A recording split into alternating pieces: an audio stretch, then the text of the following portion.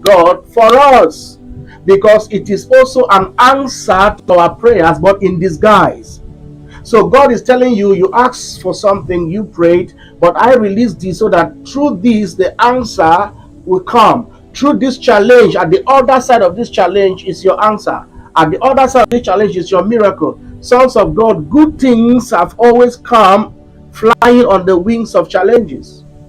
So many times some people pray for good things, they pray for miracles, they pray for wonderful things from God, and all of a sudden God allows certain trials to come their way, and then lo and behold, they begin to cry. They begin to slack behind. No, God uses those things sometimes to mature us, to build our faith, our confidence, our hope only on Him, to call on Him, to draw more closer to Him, to build up our spiritual life, our prayer life, to build up our search for Him, to be more closer to Him.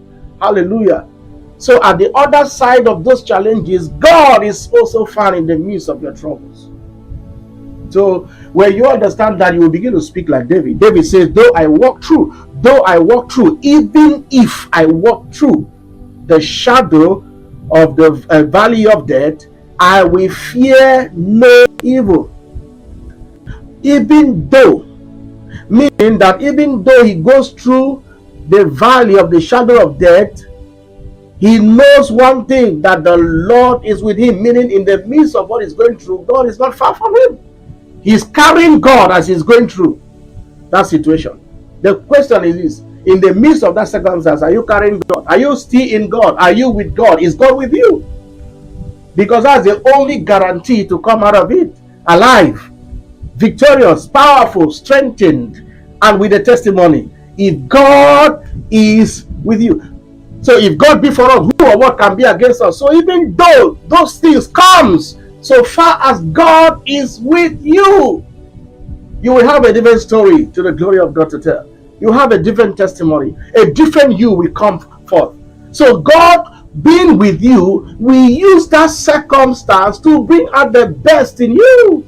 He will use that circumstance to refine the treasure in you. So people doesn't see your process, they see the finished work. But child, the process. Every greatness comes with a process. So if you are that man or that woman who always runs away from the process, then you are not ready to be refined, and your true beauty will not come forth. So we are living in the world today where people don't want to go through the process, but yet the process is part of your glory. The process is part of your elevation. The process is part of your testimonies. The process is part of your greatness. Go through it.